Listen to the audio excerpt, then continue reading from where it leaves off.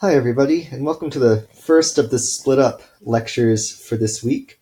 You may have tried watching the longer one, but this one's going to be split up a little bit, just like some of the previous weeks. It's going to have the same information as that longer one. So this might be a little easier to stomach than one big long lecture. So basically, this week we'll be looking at something called syntax. But first, I have a little example to kind of illustrate some of the concepts we'll be looking at.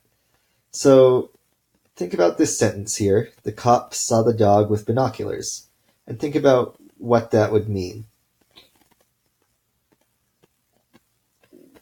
So there's one way we can kind of interpret the sentence where we have this policeman right here, and he's looking through binoculars and he sees a dog. So we have the cop, and he saw the dog, and the cop did that action of seeing the dog with binoculars. So what I've done here is I've kind of split up the concepts that go together into brackets. So the cop is kind of on its own as the subject. We have saw the dog with binoculars is all combined into what's called a predicate. So the dog is kind of one concept inside the predicate, and with binoculars is another concept inside there. So basically what we have here is the cop saw with binoculars, and what did he see? He saw the dog. We have this other situation where we have the cop right here, and he saw the dog with binoculars again, but this time with binoculars has been interpreted as being part of the concept the dog. So we have the dog with binoculars. So instead of seeing the dog kind of by means of binoculars, the cop has seen the dog who happens to have binoculars. So kind of two different ways to interpret that sentence. So that's kind of a brief introduction to what is called syntax. Syntax is basically when we take words and see how they combine together to form sentences or phrases. So previously we've been looking at sounds and how those combine into words. We've seen how little bits of words have meaning that combines. And this time we're looking at how words themselves can combine into larger linguistic structures. So there's several concepts that we will kind of be seeing. So in this first video, we're not really going to get into any of these concepts too heavily. We'll leave those for some of the later videos. But we'll be looking at all of these in turn. And this actually should probably be a lot easier conceptually than phonetics or phonology or even morphology for most of you, since when we have syntax, we're looking at things that are actually a lot less abstract. So this might be a bit easier to understand than some of the previous units.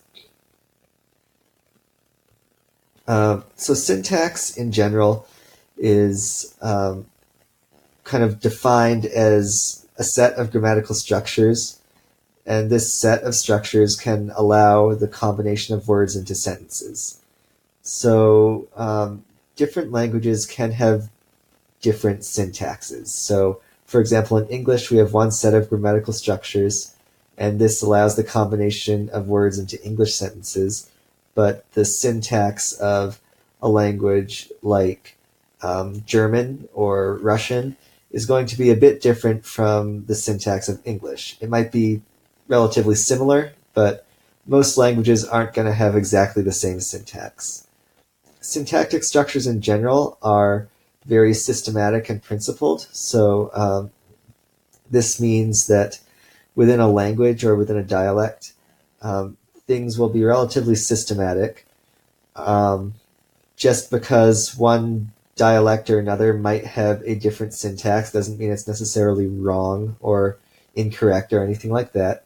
Most dialects are actually very systematic within themselves. So the dialect of English that I might happen to speak will be slightly different from the dialect of English that's spoken by someone who lives in Australia. That doesn't mean one or the other is wrong. It just means that they are different. So Morpho Syntax is kind of another concept, I guess, to think about before we really get into this. Morpho Syntax is kind of the combination of morphology and syntax. So as you may have read on that last slide, syntactic structures are very much determined by morphology as well. So morphological and syntactic patterns that kind of combine together are what we call the grammar of a language. So morphology is kind of the word level of grammar, and syntax is kind of the sentence level of grammar. So morphology is how words are structured, and syntax is how sentences or larger phrases are structured. So morphosyntax is just kind of a fancy way to say we're talking about the grammar of a language. So in the next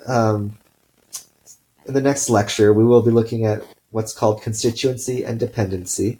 So this is going to be getting into the more specific parts of syntax. What we just saw was kind of the general parts of syntax. So this will be kind of a bit more material to sit and watch or sit and read this week, but I do think it will be a lot easier for most of you to understand. So you may see several videos up here, but try not to get too intimidated or anything. I think this material will be relatively more straightforward than some of the previous units. So yeah, hopefully you'll find it at least somewhat interesting. It might be a little boring. We'll see. But good luck with this week, and I hope you watch at least a few of the other videos.